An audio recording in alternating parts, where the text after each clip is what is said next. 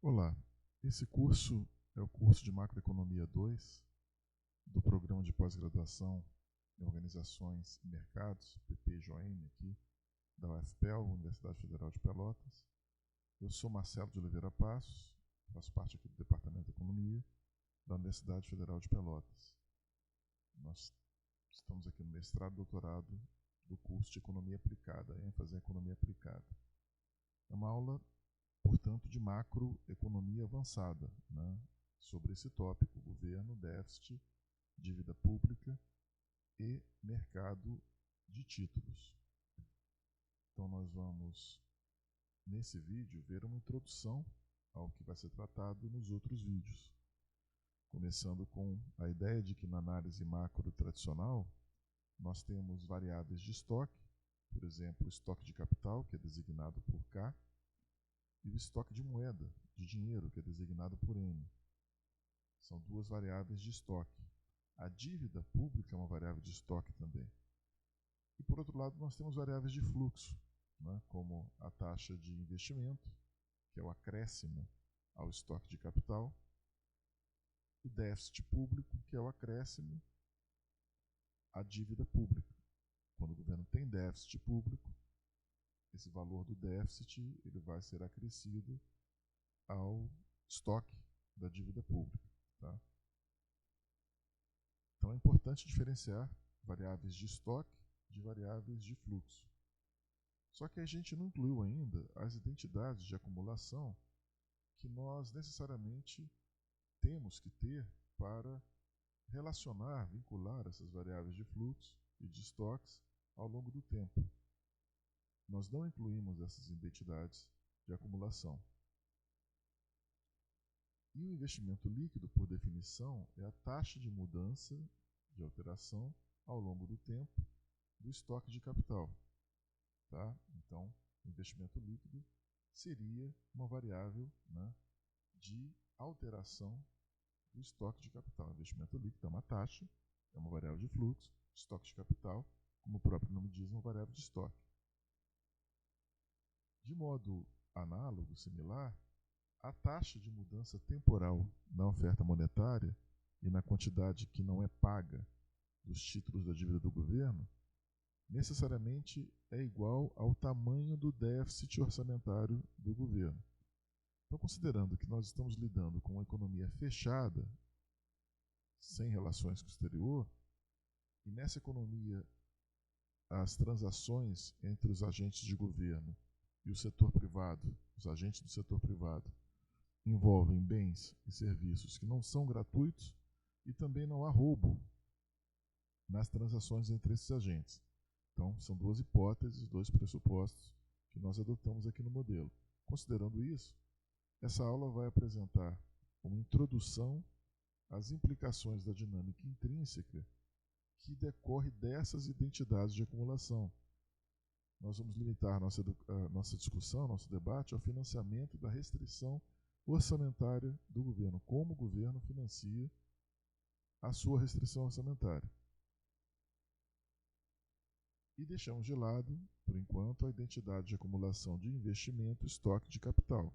Investimento barra estoque de capital. Por enquanto, deixamos de lado essa identidade de acumulação. Por que deixar de lado? Primeiro, o estudo do financiamento do déficit, ele produziu, nos anos 80, a partir dos anos 80, uma literatura bastante vasta. Por quê? Porque nos anos 80 nós tivemos vários países com níveis recordes de déficits governamentais e volumes também recordes de dívidas públicas. Porque vários países, sobretudo países emergentes, sofreram muito com a explosão de suas dívidas em razão de boa parte dos seus débitos serem contratados com taxas de juros flutuantes. Então, quando as taxas de juros subiram no mercado internacional, em decorrência das crises do petróleo, sobretudo a segunda crise do petróleo em 79, esses países que tinham essas dívidas, eles acabaram se endividando cada vez mais, a dívida explodiu, né, por conta da elevação desses juros flutuantes. Os juros flutuaram para cima, né, então a dívida explodiu. Isso gerou uma vasta literatura sobre como financiar o déficit. E a maior parte dessa literatura se apoiou nas hipóteses simplificadoras de que o investimento é uma pequena proporção do estoque de capital, só que é uma proporção relevante, significativa da renda nacional. Então, investimento, uma taxa de investimento num ano, por exemplo, comparado com o estoque de capital, é uma pequena parcela. Tá? Então, por maior que seja o investimento em um ano ocorrido num país, esse investimento soma uma pequena parcela ao estoque já existente de capital. Então, o acréscimo no estoque de capital é pequeno. Só que esse pequeno acréscimo no estoque de capital, que é a taxa de investimento, representa uma proporção significativa da renda nacional. Então, a taxa de investimento pode oscilar aí em torno de 18%, 20%, 25%, 23%, que é uma parcela bem relevante da renda nacional. Dadas essas hipóteses, o investimento pode ser modelado como sendo um componente importante da demanda agregada. O intervalo de tempo do modelo ele pode ser supostamente pequeno, o suficiente para que o efeito do investimento no lado da oferta, que é o aumento do estoque de capital, seja aproximadamente nulo ou igual a zero. Dado que nós desejamos resumir essa literatura, então a gente tem que seguir as hipóteses que a literatura utiliza. De modo estrito, a gente está dizendo que essas hipóteses simplificadoras da teoria macro de curto prazo representam uma má especificação. Porém, essa má especificação, essa simplificação, ela é muito aceitável para as análises de longo prazo de crescimento econômico. Só que muitos analistas consideram esse problema como um efeito de segunda ordem para assuntos relativos à política de estabilização de curto prazo. A segunda razão para limitar a discussão à restrição financeira do governo é a busca, a procura por uma simplicidade pedagógica, a navalha de Ockham. Né? Entidades não devem ser multiplicadas sem necessidade. Então, a gente podendo explicar de uma maneira simples, pedagógica, sem exagerar na complexidade de um assunto que já é por si só complexo, é melhor buscar essa simplicidade científica. Né? A navalha de Ockham é um recurso filosófico da filosofia da ciência que busca justamente a clareza, a simplificação, ao invés de excessos de discussões ou de explicações que não trazem muita luz ao debate. Então, vários autores sugerem que é interessante manter a simplificação limitadora sem atingir conclusões equivocadas que seriam atingidas se nós tentássemos estender a análise, incorporar essa análise assuntos ou hipóteses mais complexas. Eles consideram ser viável incluir em um mesmo modelo único e completo tanto a restrição financeira do governo quanto a identidade de acumulação do estoque de capital e também combinar questões de estabilização de curto prazo com questões relativas ao crescimento de longo prazo. Alguns autores que seguem essa linha são Turnovsky, o artigo de 1977, e Shah, o artigo de 1984. Blackhouse, em 1981, ele despreza, ele ignora a identidade de acumulação da dívida do governo, só que ele explica que o modelo SLM, de economia fechada de preços fixos, ele pode ser visto como um equilíbrio temporário do modelo padrão neoclássico de crescimento. Olha aí, ele vincula um modelo de curto prazo, de economia fechada, SLM, modelo Hicks-Hansen, que tem como hipótese preços fixos, como um equilíbrio temporário do modelo neoclássico de crescimento padrão. Então, longo prazo e curto prazo, né? Sendo o curto prazo o equilíbrio temporário do longo prazo. E Blackhouse diz também que os dois modelos estão conectados ao longo do tempo pela identidade de acumulação do estoque de capital.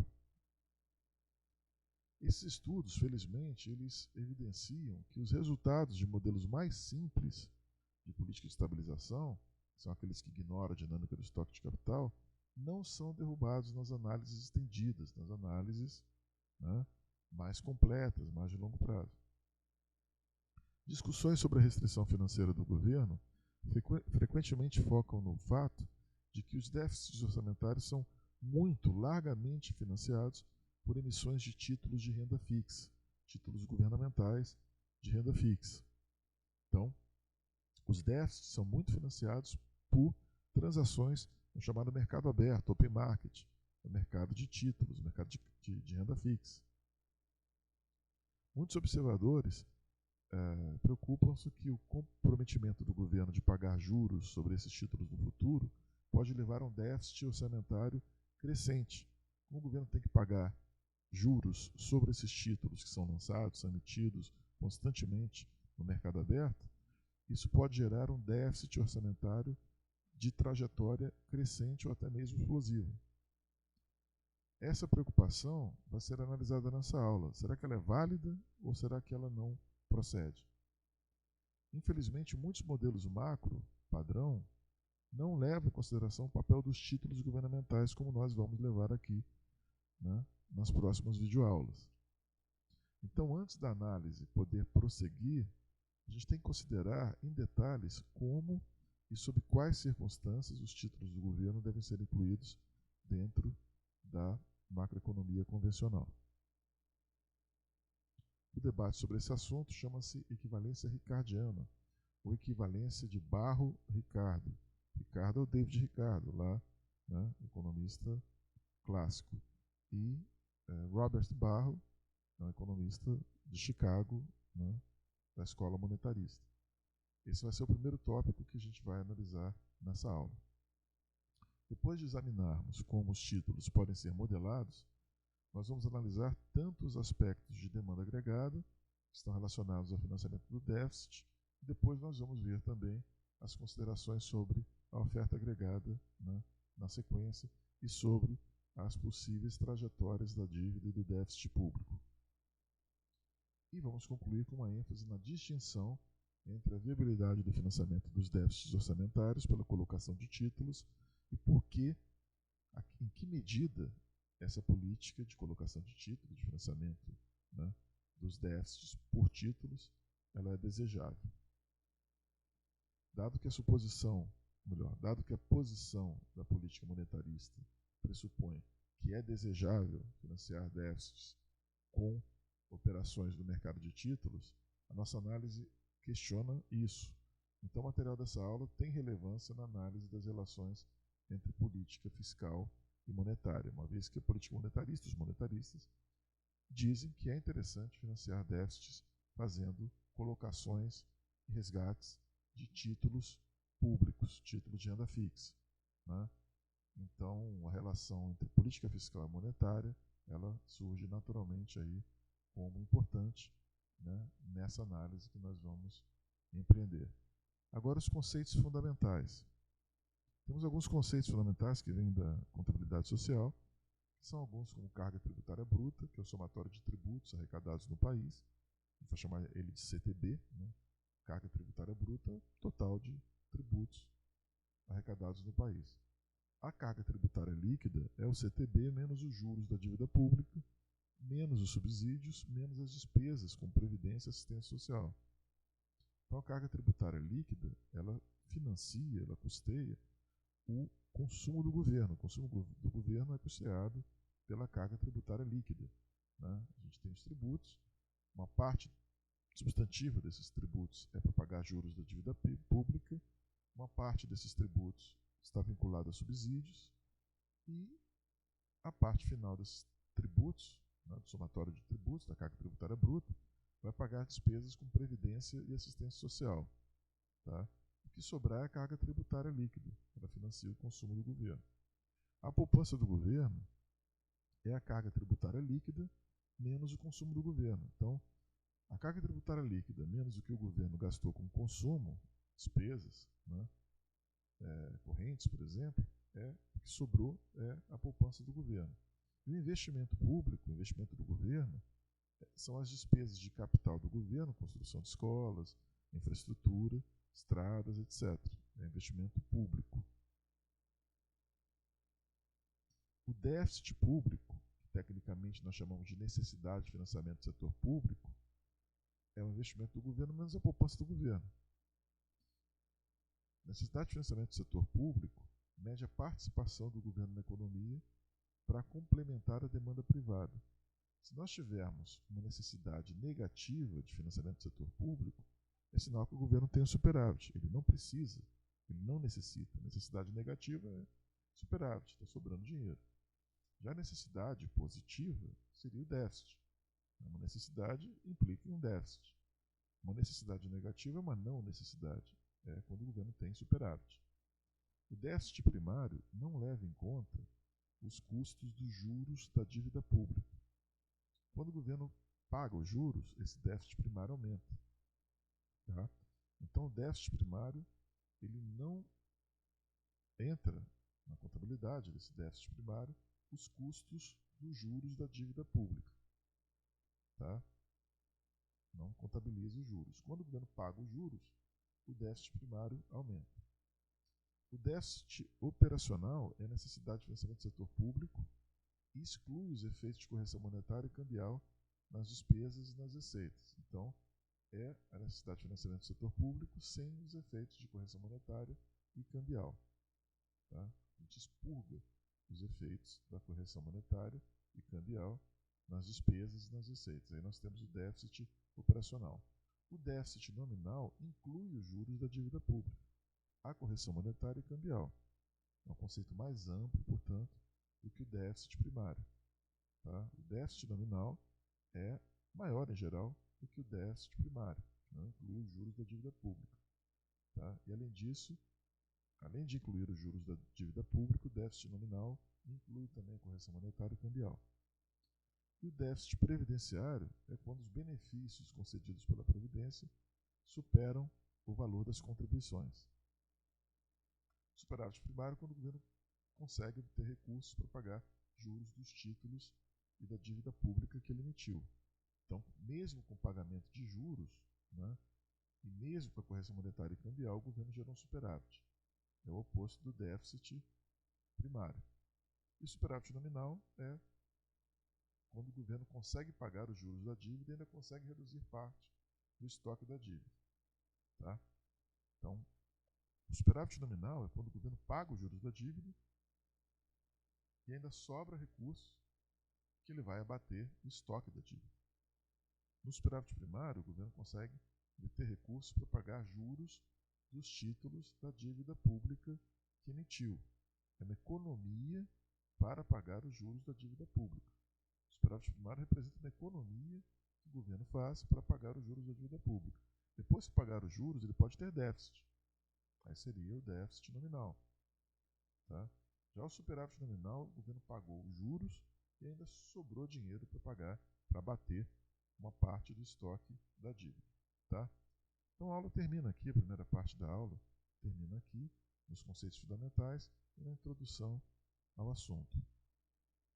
A partir da próxima videoaula, nós vamos ver a controvérsia da equivalência ricardiana e vamos olhar aqui uma discussão do modelo e já entrar na modelagem mesmo, nos aspectos mais de sistemas, das equações, dos modelos, das discussões, etc. Então, até a próxima aula.